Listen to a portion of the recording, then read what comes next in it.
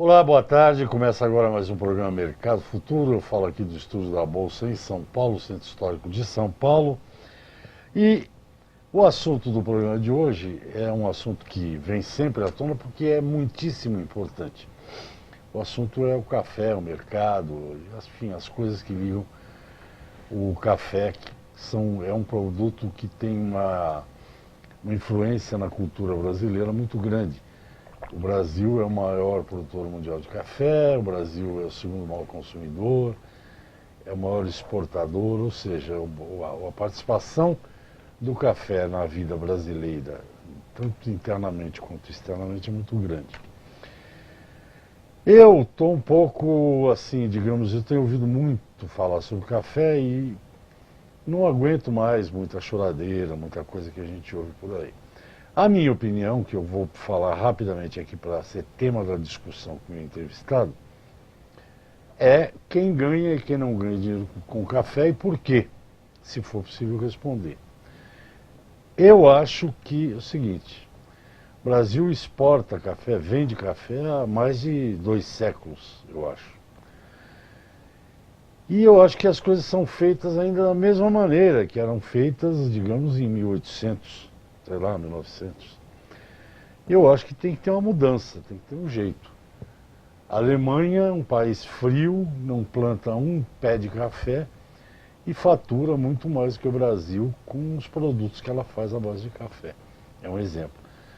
Ou seja, ficar sentado dizendo, café não dá dinheiro, não dá dinheiro, não resolve. Os alemães ganham dinheiro e outros países, suíços, ganham dinheiro com café. E eles compram café do Brasil, da Etiópia, da Colômbia, enfim, de Gana, de onde quiser, do Vietnã. Enfim. É uma questão que eu acho legal discutir. Para discutir isso, está aqui comigo, e por esses motivos todos, o café é importante, ele é um estudioso do café, então por isso que eu tenho que falar com ele muito.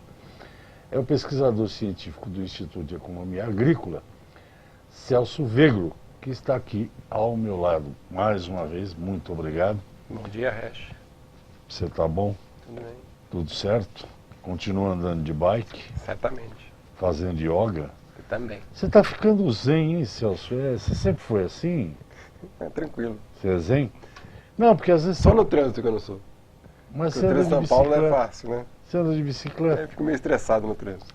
Então, mas comecei o programa porque eu peguei, até te mostrei aqui, antes da gente Por acaso eu não tinha visto essa notícia. do programa, uma página praticamente inteira do valor, não, meia página, falando de uma empresa que todo mundo conhece, chamada Monte Santo, que está abrindo escritório na Suíça.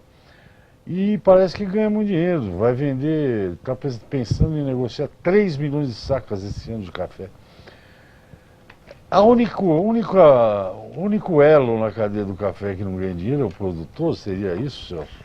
É uma afirmação correta? Veja, Resch, o mercado de commodities ele é bastante complexo. Né? Além de dezenas de produtos que estão sendo comercializados no mundo, ele tem fatores, uma natureza muito específica. Que ao longo do século, né, além de ter um ciclo econômico em commodities muito forte, né, a gente sabe que tem o ciclo pecuário, tem o ciclo no café, né, além desse fator já de curto e médio prazo, você tem uma tendência secular de queda dos preços. Tá? Porque na agricultura e na produção pecuária, os ganhos de produtividade são muito intensos. Né? Todo mundo sempre conta a história do frango, né, que de comida para doente virou o prato do dia a dia. Né? De tamanho foi o ganho de produtividade que o setor obteve nos últimos 40, 50 anos. Então, existe uma tendência secular de queda de preço nas commodities. Tá? Então, isso é um dado que a gente tem que estar sempre atento. Outro dado importante, por exemplo, é que o mundo vem passando por um problema muito... A rentabilidade das empresas, né, e a economia como um todo está bastante anêmica. Embora tenha um crescimento do PIB, né, de 2% a 3% em âmbito mundial, o que se tem visto na prática nas empresas é uma lucratividade muito anêmica. Né? Isso muito em função da queda dos preços do petróleo, que o setor de energia está muito mal das pernas. Né? Então, isso está comprometendo todas as alternativas, como eólica e solar, né? Dado o baixo preço do petróleo. Então, o setor de energia está muito mal e isso está contaminando demais setores da economia mundial, global. Né? E isso arrefece arrefeceu fortemente em 2015, e continua agora, a demanda por commodities. Né? Essa coisa anêmica que a economia vem passando atualmente. Ela não é nem crise profunda, nem é um crescimento de monta. É uma coisa anêmica. Né?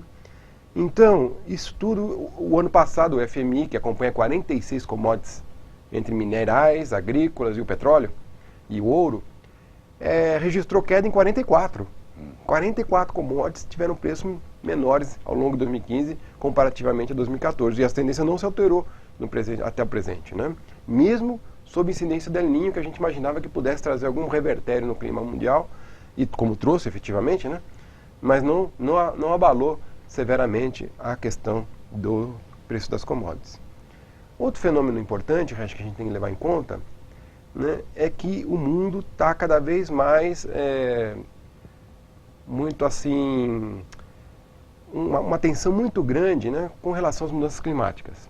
Isso é um fator que também está complicando bastante o cenário da formação de preços das commodities, né, tanto para prejuízos como para melhorias, dependendo do setor e dependendo da região do mundo.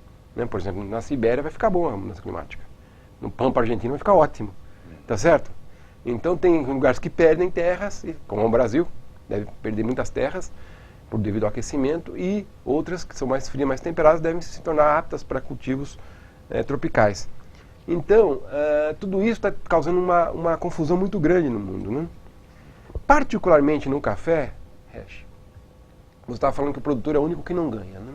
Eu estava sugerindo. Não, você tem razão no seguinte sentido, Resch. O que acontece? Se a gente pegar a soja, que é o maior cultivo no Brasil hoje, é a soja. Depois é a cana-de-açúcar. Acho que o terceiro é o eucalipto. Pegar essas culturas, essas três maiores culturas no Brasil, a produtividade nos últimos 10, 15 anos dos fatores, quer dizer, terra, as máquinas e o capital, né?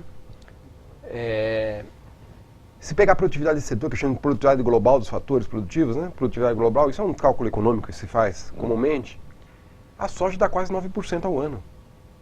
Né? A cana dá mais de 5%. O café está ali, 3%, 2,5%. Né? Então ele é um produto que não exibe a mesma taxa de crescimento da produtividade, mesmo com toda a revolução do Robusta que teve lá no Espírito Santo, que a gente sabe que é uma coisa fenomenal, fantástica. Mesmo assim, com tudo isso, a produtividade dos fatores na cafeicultura é baixa, frente a tendência secular de queda dos preços das commodities, que ela é inevitável, tá certo? E ela acontece também em computadores, em televisores, em tudo. Né? Uma tendência de queda de preços é generalizada também nos setores de alta tecnologia. O que é a economia de escala, que produz mais barato? É também, as economias de escala, inovações, né? Basicamente são as inovações. Né? E a economia de escala com inovações. Né? Isso tem reduzido muito o preço de quase tudo, né? Você veja que, por exemplo, quando eu entrei na faculdade, ter um computador era uma coisa assim, né? Quem tinha um computador, nem os professores não tinham, né? Tinha que comprar, a universidade que tinha que reservar um horário para ir lá e usar. Né? Individualmente ninguém tinha. Né? Hoje tem 3 em casa. Né? Então... sem contar que o telefone virou um computador. Então, pois é. Então essa tendência secular, ela vale para outros segmentos da economia, mas na commodities ela já é secular, entende? Bom, então levando isso em conta, acho que a produtividade dos fatores na cafeicultura é mais baixa que outros segmentos da agropecuária, mais baixa, assim, tem outros mais baixos ainda, né? Mas o café, digamos assim, não é o que mais se destaca. Somando-se a esse fator, Resch, nós temos um outro problema muito sério na cafeicultura, que é a volatilidade. Então essa questão do produtor não ganhar dinheiro é porque a volatilidade é muito forte. Se o produtor hoje, o cafeicultor, que não dedicar grande parte do seu trabalho para comercialização, para planejar suas vendas, fica nessa que você está falando. Não consegue ganhar dinheiro com a atividade. Porque a volatilidade é muito intensa. Ele tem que saber manejar instrumentos de proteção de risco de preço. Tem que saber fazer isso muito bem. Né? Tem que ter uma assessoria na cooperativa, tem que buscar um corretor, alguém de confiança que ele possa trabalhar visando mitigar o risco de preço, porque a volatilidade é muito intensa. Ou seja, o cafeicultor foi acostumado ao longo de toda a sua vida como produtor a especular com o produto. Porque o produto é um ativo financeiro altamente líquido. Né? Você tirou o telefone do gancho na sua fazenda, ligou lá para Santos, está vendido o seu café, na mesma hora. Não precisa nem, não é que nem um carro, um imóvel, é muito líquido o café. Né? É como se fosse dinheiro. Entretanto, é um dinheiro que varia tanto de preço ao longo de uma semana, ao longo de um dia, ao longo de um minuto, que é muito difícil acertar a mão na hora de vender bem. Então é aí que a perda acontece, né, o resto. Por quê? Porque o produtor não planejou uma comercialização em consonância com a volatilidade que esse mercado tem. Somando isso com a questão da produtividade dos fatores, que é baixa, uma tungada que ele leva nos preços, com uma produtividade baixa, isso inviabiliza o investimento. Você já continua, nós vamos no intervalo. Eu converso com o pesquisador científico do Instituto de Economia Agrícola, o Yogi e Bikeman Celso Vegro, e nós voltamos já, até já. Yogi. Eu vou virar professor, estou fazendo curso. Ah, meu Deus. Você não vai ficar no mercado de café? É que negócio de sociedade, Ué, de desenvolvimento. O cara não quer. A besta lá do. Você falou que ia contar pra mim a história do homem. Não quer me levar lá. Ah!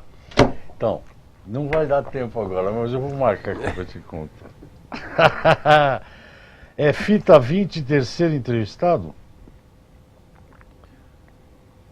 Robério Silva. O homem não me quer lá, não.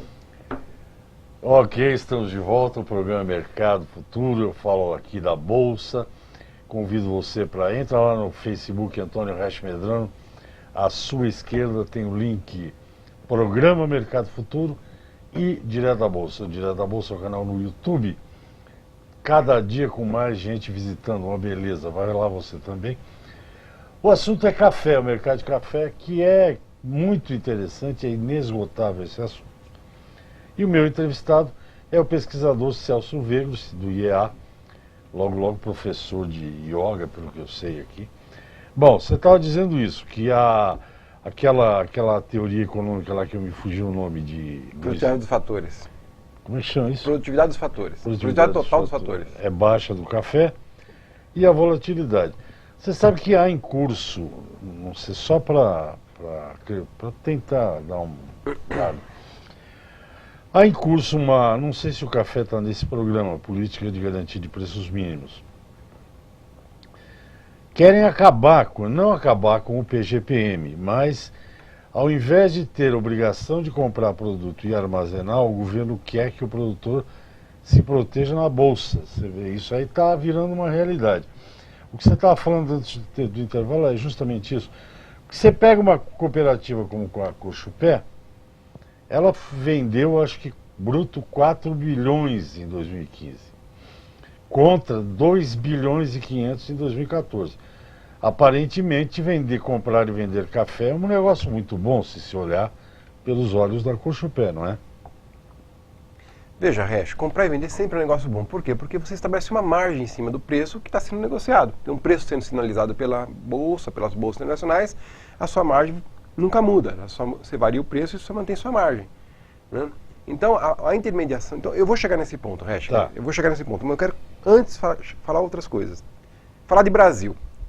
Né? Por que cafeicultura no Brasil é tão complexa como você estava comentando agora? Nós não podemos esquecer, Resch, que durante 50 anos a cafeicultura foi tutelada. Tá certo? Foi tutelada. Então, existia um órgão que tinha poder até de emissão de moeda, e esse órgão, que era o IBC, estabelecia todas as políticas e regulava todo o mercado, né, com mão de ferro. E isso aí, quer dizer, impregnou internacionalmente o Brasil como um fornecedor de grandes volumes. Quer dizer, aquela história de que numa pizza o Brasil seria a farinha, não seria nem o queijo, nem a azeitona, nem o molho de tomate. Seria a farinha. Seria a massa, a base de tudo. Então o mercado se acostumou com esse padrão do Brasil ser a base para a composição dos blends, e não ele ser o produto de destaque naquele blend. Eu diria que nos últimos 15 anos para cá começou a mudar essa ideia. Né? Começou a mudar e hoje ela já mudou bastante. 2 dados: a reputação alcançada pelo Bourbon, entendeu? Um café que dá uma xícara imbatível em qualquer mesa de prova, sempre. Ele sozinho. Ele sozinho, ou disputando com várias origens. O Bourbon sempre, o Bourbon amarelo sempre se destaca em bebida. Né? Então é um produto muito procurado, né? Perseguido internacionalmente, o tal do Bourbon amarelo. E muita gente voltou a plantar Bourbon, inclusive por causa disso. E o CD, o cereja descascado. Tá certo? O cereja descascado praticamente substitui com facilidade e com vantagens o lavado em um preço menor. Tá certo? Então, O lavado é da América Central. e Colômbia e Quênia, Colômbia, né? Costa Tanzânia. Rica, Tanzânia. Então, esse café lavado, que é o despolpado fermentado, frente ao descascado, até o descascado até leva alguma vantagem, porque ele adiciona algum corpo para a bebida, coisa que falta num café total lavado, né? Principalmente para o expresso. Então, e, paralelamente, a Bolsa de Nova York, desde 2013, está certificando café brasileiro, reconhecendo sua qualidade. Então, essa ideia mudou, né? Mudou. Mas o que falta, então, para o Brasil? Eu diria assim, né, Regis? Diferentemente do vinho, Regis, eu vou dar um exemplo para você. O vinho, o sujeito que produz vinho na Europa, por exemplo, ou mesmo na Argentina, ou mesmo no Chile, ele tem o mercado, a cadeia de intermediação é muito curta. Ele distribui localmente, regionalmente, o vinho reputado ali na região, né? Às vezes, não tem uma cadeia de intermediação muito longa. O próprio produtor fornece para os seus distribuidores em outras localidades. Não tem assim um esquema de intermediação tão extenso como tem no café. Então, da origem até a xícara, tem 4 ou 5 agentes intermediando esse café, ou mais. E essa longa intermediação pela qual passa o produto é um fator que também gera uma baixa rentabilidade no mão do produtor. Claro, muita gente, Né? todo Então, mundo tirando uma parte. Diferente do vinho, porque o vinho, o próprio produtor de vinho, ele joga esse produto no É, seu o distribuidor. que eu vi de vinho, não sei se é isso que você está dizendo, mas, por exemplo, na França, lá na região de Chablis, que eu conheci bem, tem produtores que fazem o vinho, vão até o vinho, mas tem muitos produtores que vendem o caldo para uma vinícola conhecida. Quer dizer, Tem essa questão também, mas de qualquer forma a cadeia é curta, Sim. tem menos intermediários, hash.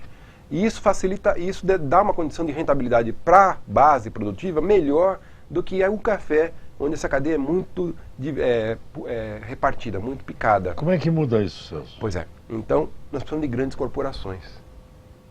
No Brasil padece em todos os segmentos, seja industrial.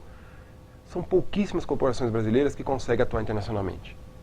Você pega os coreanos, estão com tudo aqui no Brasil, estão com tudo no mundo inteiro. E a Coreia o que era em 1980?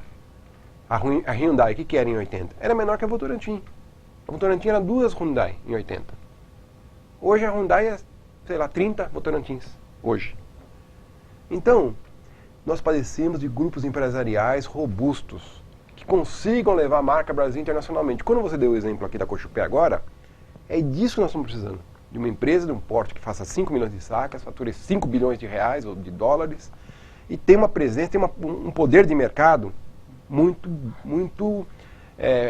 pungente, porque aí ela consegue estabelecer negociações com o Walmart, com o Carrefour, com segmentos que realmente comandam o mercado de alimentos no mundo, que são 4 ou 5 transnacionais, Nestlé, Sara Lee.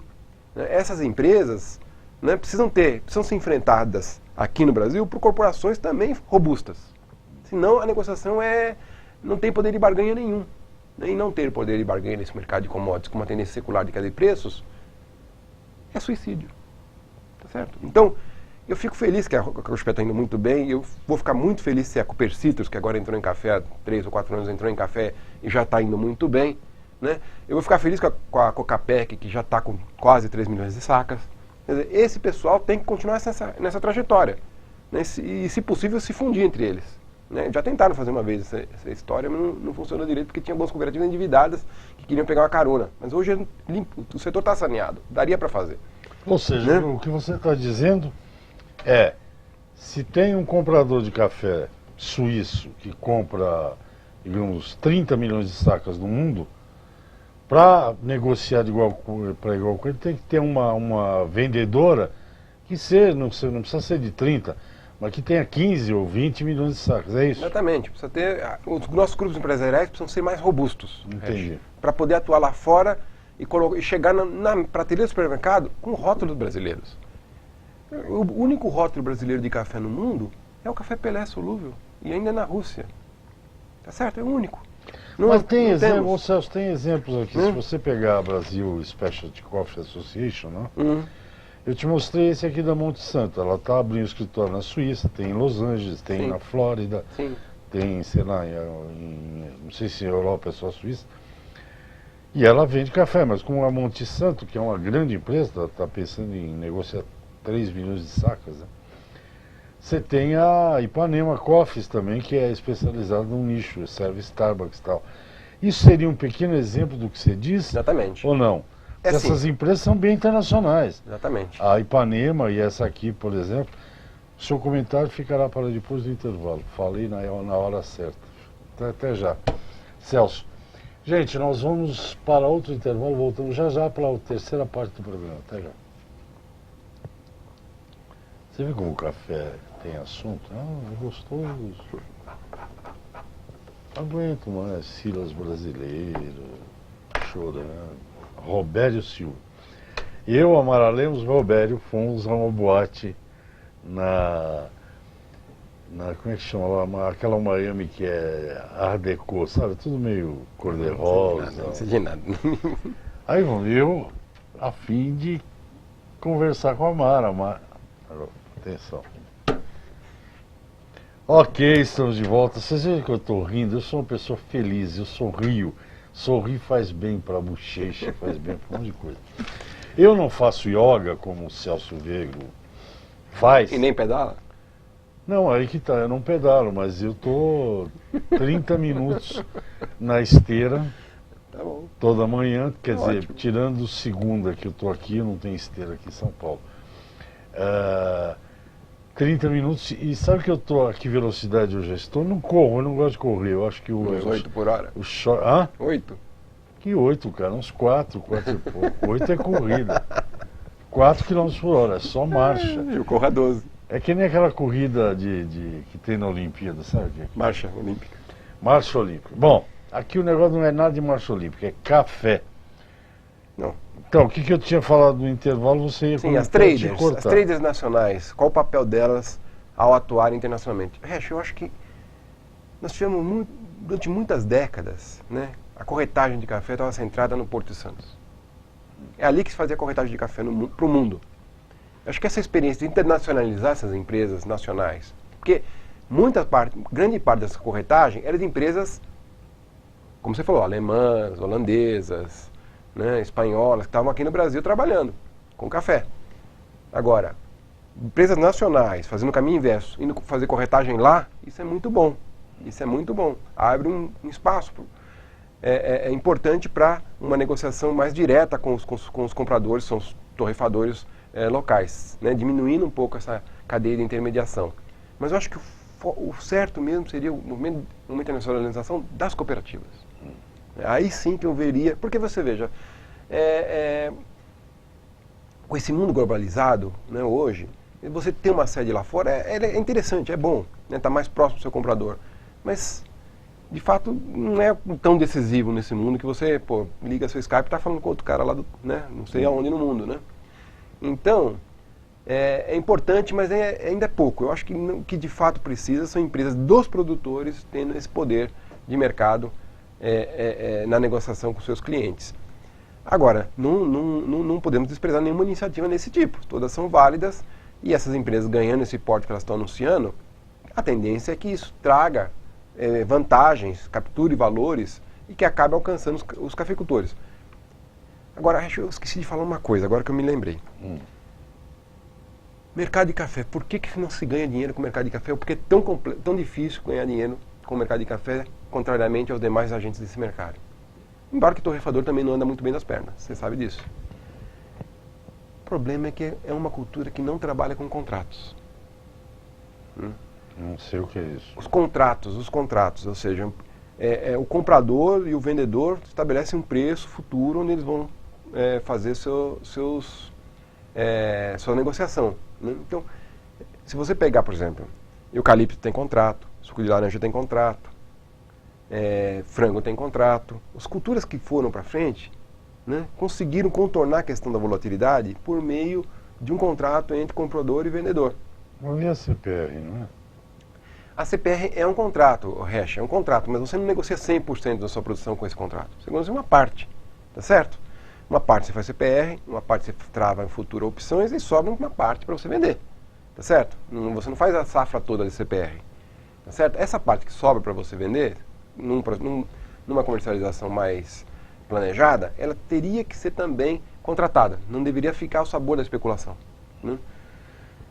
Ou, se o mecanismo fosse bem desenvolvido mesmo, poderia contratar a safra toda, né, diretamente o produtor e comprador, com o torrefador internacional ou solubilizador. Então, a ausência de contratos, para mim, também é um fator muito crítico na dificuldade do produtor, do cafeicultor, capturar mais valor nessa cadeia. Eu quero fazer uma outra observação, duas, aliás. A primeira, que tem uns 4 minutos de programa, e a segunda, que não há um negócio cultural do cafeicultor, por ser uma cultura de 200, 300 anos. Porque veja você, eu estou cansado de ver exemplos aqui, gente que vem aqui. Por exemplo, a região central de São Paulo era uma região de cana. Aí o pessoal começou a achar que a cana não estava rendendo o que eles queriam, começaram a plantar grãos. E aí se juntaram os produtores. Hoje são 20 produtores, nesse caso. Sozinhos eles não conseguiam ter acesso a uma Cargill para vender soja, milho, a uma ADM e tal. Eles se juntaram, os 20. Agora eles oferecem uma quantidade enorme de soja, de milho ou do que seja para a Cargill. Faz o contrato que você está falando com a Cargill e a Cargill paga individualmente cada um deles com nota fiscal e tudo. E eles estão comprando as coisas assim, estão comprando maquinário assim, baixaram o custo, aumentaram a rentabilidade. Não há no café uma mentalidade meio tacanha, com perdão, os senhores meus amigos cafeicultores? Na verdade, eles não se juntam? Na verdade, se juntam em cooperativa. O problema não é de mão única. Eu acho que os torrefadores também não têm interesse em contratos. Os solubilizadores também não têm interesse. Os exportadores não têm interesse. Quer dizer, até há esse ímpeto em fazer contrato, em programar a nossa comercialização junto aos clientes, mas você não encontra na ponta lá a liquidez necessária para fazer isso. Eles preferem ficar... esses compradores se acostumaram ao mercado spot, ao mercado preço, né, e não tão... Várias vezes a gente já questionou esse segmento, por que você não vê o contrato de opção deslanchar na bolsa de café? Né? Porque o comprador está ausente, o comprador está ausente, só tem vendedor. Né? Então só tem cafeicultor querendo oferecer no contrato de opção e não tem quem compre aqueles contratos. A falta de liquidez matou esse mercado, matou não, deixou ele quase residual. Que é um contrato que seria uma excelente forma de mitigar risco de preço. Né? Então eu vejo os dois problemas, Resch. Eu vejo um problema do lado do cafeicultor, mas eu vejo mais o pior do lado dos compradores que não estão interessados em planejar a sua aquisição de matéria-prima. O que quer dizer, por nosso tempo agora está curtíssimo, o que quer dizer, por exemplo, eu acho que isso é um grande marketing, quando se fala que os produtores brasileiros de café ficam com 95% do preço. O que quer dizer isso exatamente? A Bolsa de Nova York, vou falar de arábica, sinaliza um preço. Esse preço é capturado aqui pela BMF. Esse preço BMF forma a cotação pela qual os compradores, corretores, exportadores vão adquirir o produto aqui. Né? Então, fazendo essa transição, né, o cafeicultor fica em torno de 90%. Né? Perde uns 10% nessa etapa. E aí dentro está o frete também. Né? Então, é um dos países que mais transparência de mercado tem nesse sentido. Do preço sinalizado lá fora chegar no produtor. Tem que lembrar também, né, Resch, que durante 25 anos nós ficamos com um câmbio muito defasado, né? Quer dizer, o real supervalorizado, isso prejudicou tremendamente quem era produtor. Tá certo? Quem fazia alguma coisa, algum produto, foi muito prejudicado, tanto na indústria como na agricultura, em todos os setores. Com essa mudança cambial, que nós tivemos, as coisas no Brasil se tornaram mais competitivas, em geral. Né? E isso vai mudar um pouco o cenário da rentabilidade, não só na cafeicultura, em muitos outros setores. Eu queria falar do mercado, não vai dar tempo, né? Não, hoje não. Ele não deixou eu falar do mercado, nosso pessoal. Tempo... A culpa é dele. Como é que está aí, Gil Luiz? Nosso tempo, acho que... 1 minuto. 1 minuto. Bom, se for o caso, eu continuo conversando com o Celso, aí a gente fala só de mercado, tá bom? Celso, obrigado por enquanto. Obrigado. Agora eu vou te contar uma história que eu estou devendo já há semanas e depois a gente volta. Até já. Gente, de segunda a sexta, Mercado Futuro no ar. Até o próximo. Olá, boa tarde. Começa agora o programa Mercado Futuro e começa com um convite para você entrar no site resch.com.br ou entrar no Facebook, dar uma olhada lá no Direto da Bolsa no YouTube. Cada dia tem mais gente lá. Bem, recentemente eu conversei aqui no programa Mercado Futuro com um pesquisador científico do Instituto de Economia, órgão ligado à Secretaria da Agricultura e Abastecimento do Estado de São Paulo, Celso Vegro, sobre o sistema de comercialização do café brasileiro e sobre uma teoria, porque deve ter gente que ganha dinheiro, sim, mas porque parece que a única pessoa que não consegue ganhar dinheiro com café é o produtor, é quem produz. Ele estava explicando todos os mecanismos, as intermediações, por onde o café passa, enfim, falando de todas essas coisas que são seculares aqui no Brasil, da moeda, da sobrevalorização do real, do instituto que cuidava do mercado de café, tudo com decreto, enfim. São muitos fatores. O café é uma cultura, uma lavoura que está intimamente ligada à história brasileira. As suas acertadas, as suas ações inteligentes e também as suas burrices, né? Não tem como fugir disso. Mas agora, já que você sabe o que ocorre na comercialização, eu vou conversar com o Celso sobre mercado. Eu tenho notícia, ainda hoje estava lendo aí um relatório que os estoques brasileiros devem chegar praticamente a zero, é impossível, mas devem ser ínfimos em junho, quando começa a outra safra. O Brasil continua embarcando café que nem louco, isso também é um sintoma para ser analisado. O Celso vai falar de mercado comigo e com vocês hoje aqui no programa.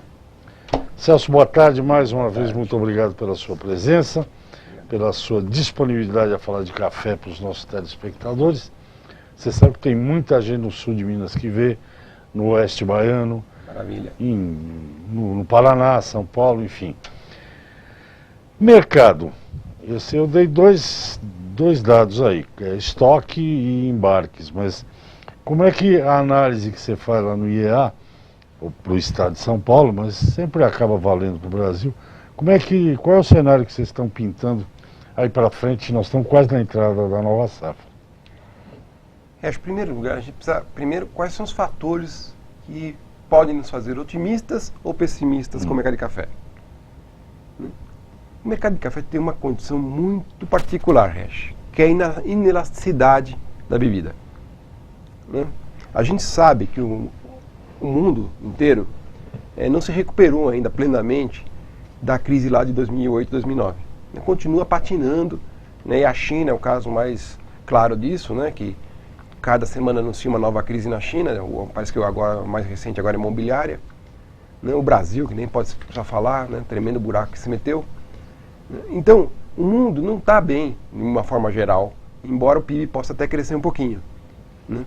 Isso, Resch, por incrível que pareça, mesmo com toda essa conturbação na economia global, o mercado de café, a estimativa do mercado de café é crescer 2 a 2,5%, porque é uma bebida inelástica. Isso é uma boa notícia. Então, isso nos pende a nossa análise para o campo do otimismo, embora nem otimismo nem pessimismo sejam posturas científicas. Tá certo? Nenhuma das duas está correta do ponto de vista científico. Né? Mas, tomando alguns critérios por base, o primeiro deles é a inelasticidade dessa bebida, que é forte, né? E isso pende a balança para o lado otimista. Tá certo? Então, a construção do cenário que eu vou fazer, ela tende um pouco a ser viesada por uma visão relativamente otimista para a formação dos preços 2016 2017. O resto já deu um fator importante aí, que é a questão do consumo de estoques. O Brasil, o maior produtor mundial, segundo o maior consumidor mundial, o maior exportador mundial, ele vem a 2 safras consecutivas com queda de produção. Com produção muito baixa, muito aquém das necessidades, tanto para abastecimento doméstico como para exportação. Né? E, felizmente, né, esse ano, essa safra 2016-2017, já está pintando acima dos 50 milhões de sacas. Vai ser uma safra portentosa, uma safra grande, cheia.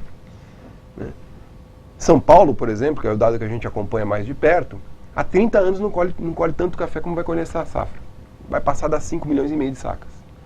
São Paulo nunca teve tanto café, isso era nos anos 80 colher esse volume. Então, para nós, é um outro fator de otimismo. Nós vamos ter café esse ano. Vamos ter bastante café esse ano. Então, somando esses dois fatores, quer dizer... Agora, vamos pensar mais um outro fator que nos deixa otimista. A desvalorização cambial no Brasil. Isso tem sido um fator que trouxe uma melhoria na rentabilidade para o cafeicultor, né? Ela não transferiu 100% do que houve de desvalorização para o preço pago ao cafeicultor, mas uma parte razoável, mais de um terço, migrou. Isso ajudou a empurrar a sua rentabilidade. Diferentemente do que aconteceu no Vietnã. No Vietnã o câmbio é fixo, certo? Então a moeda não muda, ela muda acompanhando o dólar, exatamente igual, na mesma proporção, porque é um câmbio fixo travado pela autoridade monetária de lá. E o que tem acontecido com isso? Tem acontecido que os preços pagos aos cafeicultores vietnamitas estão muito abaixo do padrão mínimo aceitável. Então eles acabaram, o Vietnã acabou embarcando muito menos café esse ano, 2015, do que em anos anteriores. Cerca de 2 milhões de sacas, é o ano passado. 2 milhões de sacas a menos. Isso abriu para o Brasil uma outra cunha no mercado internacional, que é para o mercado de Conilon. Né? Então o Brasil, que não exportava Conilon, se tornou um exportador importante. Fizemos mais de 4 milhões de sacas em 2015 de Conilon exportado. Então você veja, um produto que era um produto para o mercado interno, se tornou também um mercado para o mercado externo. Então, somando esses fatores todos, então, inelasticidade, a baixa rentabilidade do nosso maior competidor, que é o Vietnã. O pessoal já está trocando até lavouras de café robusta por pimenta. Essa é a notícia que tem vindo de lá, devido a esse câmbio fixo e a margem muito baixa dos cafeicultores do Vietnã. E o Brasil com uma safra portentosa, somando esses três fatores, a gente tende a imaginar que uma safra portentosa significa o quê, Regis? Significa que o custo por saca é baixo. Tá certo? Uma safra de 40 sacas por hectare dá um custo de 300. Uma safra de 20 sacas por hectare dá 450 de custo. Então, quando uma safra é grande, a produtividade por hectare é alta. Isso baixa custo. É por isso que eu estou falando que a safra é grande e importante. O custo vai ser menor. Então, juntando todos esses fatores, conduz um cenário, para mim, positivo para rentabilidade na cultura esse ano. Outro fator importante, né, Resch? El Niño. Nós tivemos a partir de novembro, meados de novembro, até ainda final agora do mês de março, começo de abril, estava vigindo o aquecimento das águas do Pacífico. Pouquíssima chuva do norte de Minas Gerais, Espírito Santo, Bahia, e muita chuva sul de Minas Gerais até o Rio Grande do Sul. O que aconteceu? E esse é um dos fatores responsáveis pela super safra de arábica. O Conilon vai vir com uma safra muito baixa. O Conilon deve vir com uma safra em torno de 10 milhões de sacas com muito sacrifício. Isso não é bom. Isso não é bom. Por quê? Porque é bom e não é bom. Não é bom porque vai faltando matéria-prima, é ruim sempre. Mas é bom porque os arábicas baixos, quer dizer, numa fazenda você produz café gourmet, café duro, café baixo, varreção, produz tudo, tá certo? Aí, depende da gestão agronômica, mais ou menos de um ou do outro. Mas produz todos os tipos de café. E quando você tem uma escassez de um produto que tem um preço mais em conta, que é o Conilon, a tendência é que a escassez desse produto, a tendência é que os preços desse produto sejam alavancados, levando junto os arábicas baixos. Então, a minha impressão é que esse ano vai ser um ano bom para quem faz, para os produtos mais baixos, vão ter uma rentabilidade satisfatória, e quem faz qualidade vai continuar ganhando os ágios que o mercado já tem praticado. Então, está tudo favorável para termos um ano de rentabilidade mais expressiva para a cafeicultura em termos gerais. É lógico que o pessoal do Conilon, devido à estiagem provocada pelo El Niño, provavelmente não tem uma safra, não consiga uma colheita suficiente para bater seus custos. Não sei como é que vai ser, certo? Mas o que aponta por aí é isso. Ok, gente, eu converso com o Celso Vegro, ele é pesquisador do Instituto de Economia Agrícola, pesquisador científico, e fez agora no primeiro bloco uma análise interessante de como o IEA está traçando, está desenhando perspectivas para a safra 2016-2017, que está aí quase chegando, né? Mesmo que se fala muito em baixa rentabilidade, não sei se você falou aí nos preços de café, 300, 400 reais produzir uma saca de café, os novos plantios não cessam, né? Porque São Paulo não passou de 3, 4 milhões de saca para 5 milhões de sacas sem plantar, a produtividade não subiu isso tudo. Ou seja, há o plantio, há gente plantando café, que acredita, apesar de ser uma cultura perene, cara, muita mão de obra, são fatores econômicos importantíssimos que ele pode falar ou não. Tem gente que acredita no café e continua plantando, certo? Veja, Resch, em ano de crise, no caso brasileira, o que não se pode deixar de lado é o investimento. Tá certo? E a primeira coisa que é cortada é o investimento. Então, o cafeicultor... Ah, desculpa, eu não chamei o intervalo. Tinha que chamar, desculpa. Eu me enganei. Gente, vamos ao intervalo, eu volto em 30 segundos. Eu não chamei. Estranhei. Eu pensei que você fosse chamar. Acho que eu dei uma cochilada, seu Gil.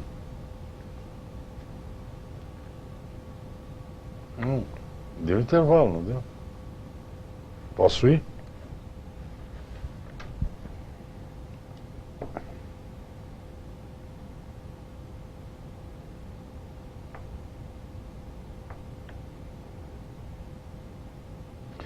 Ok, estamos de volta. Eu já tinha falado antes do intervalo sobre os novos plantios, o Celso ia começar a comentar e eu tive que pedir o intervalo. Celso, estamos de volta, então pode concluir o seu raciocínio sobre essa minha... Ano de crise, tem que investir. Quer dizer, o cafeicultor que tem uma boa gestão do seu negócio tem um planejamento de renovação de lavoura. Isso não pode ser rompido, tá certo? Porque você tem... As plantas envelhecem, a produtividade tende a cair depois do 15º até o 20º ano, começa uma queda da produtividade das talhões. Né? Isso prejudica a rentabilidade. Né? Ou faz esquemas de podas, né? Ou você tem talhões que são muito abertos, precisam ser plantados mais adensados. Ou, às vezes, são talhões que não permitem a colheita mecânica e tem que ser traçados, né, para viabilizar a colheita mecânica. Muitos cafeicultores, inclusive, estão eliminando a curva de nível. Estão plantando morro abaixo e mantendo o mato no solo, fazendo um manejo bom do mato, para a máquina não ter que fazer curva e ganhar rentabilidade, ganhar velocidade na colheita.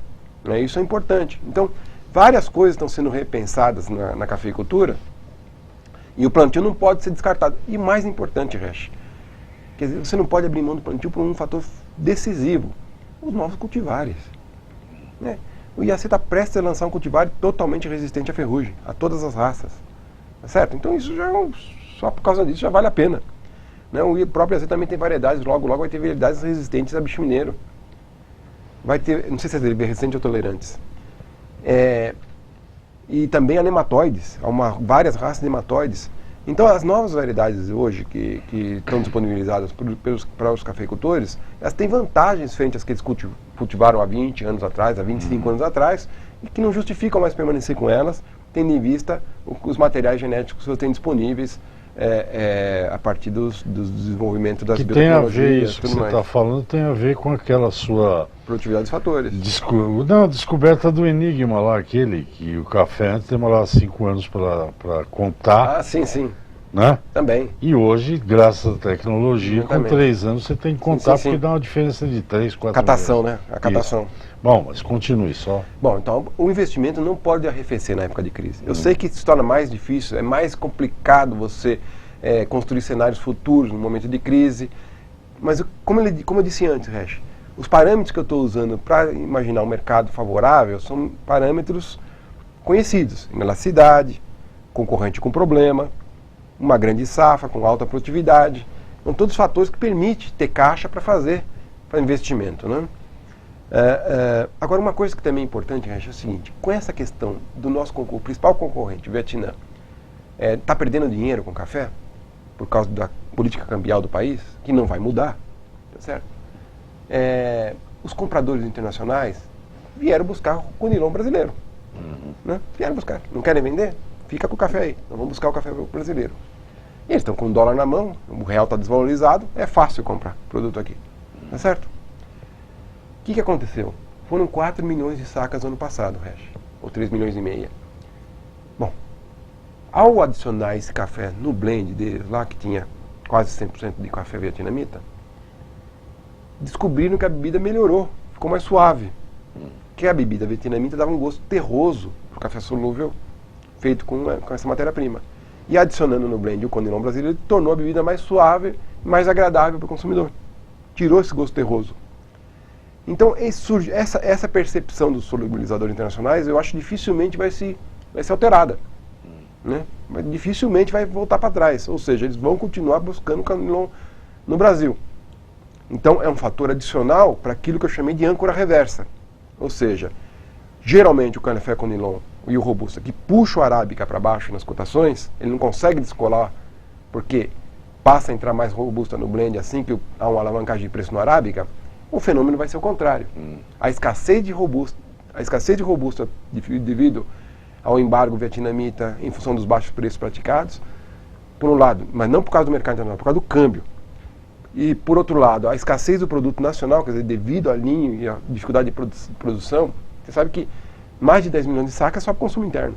E é o que vai produzir esse ano. Então a disputa pelo produto vai ser muito grande, inclusive com o comprador internacional.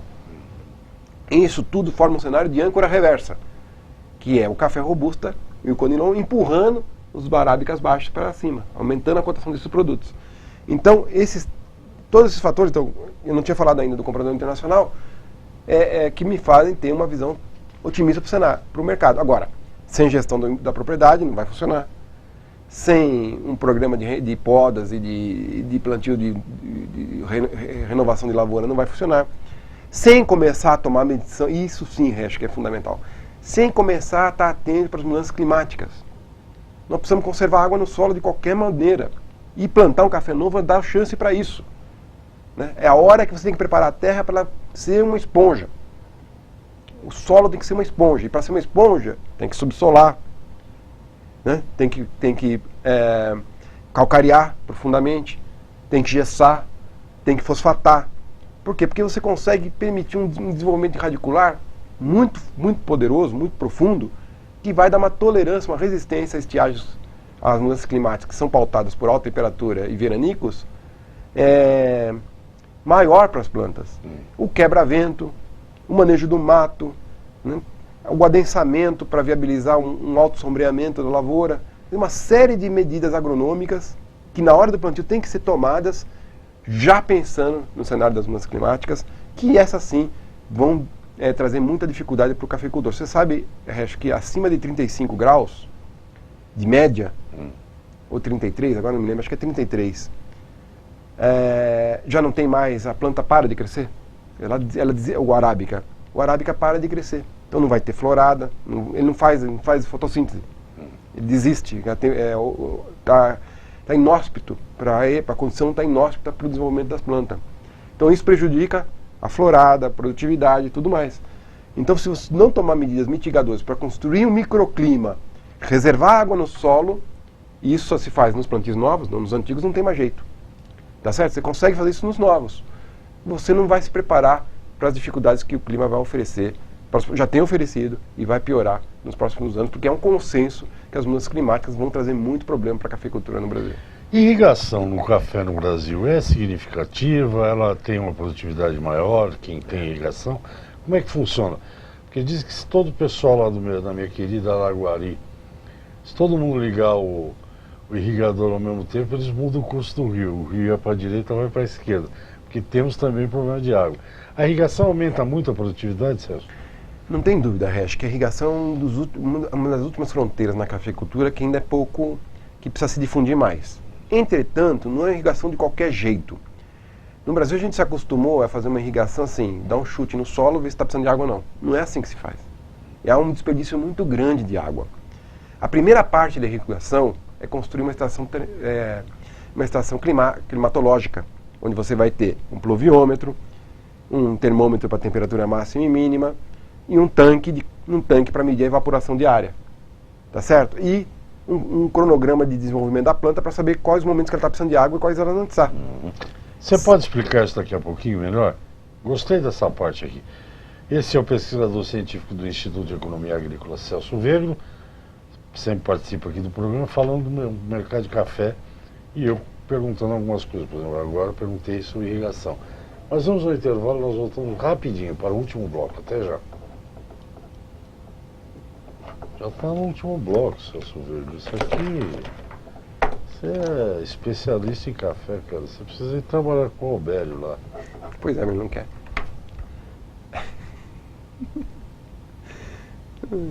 Ele não quer porque ele não viu em você um certo gosto pelas coisas que ele gosta.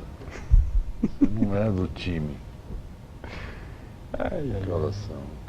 10h30, tá bom.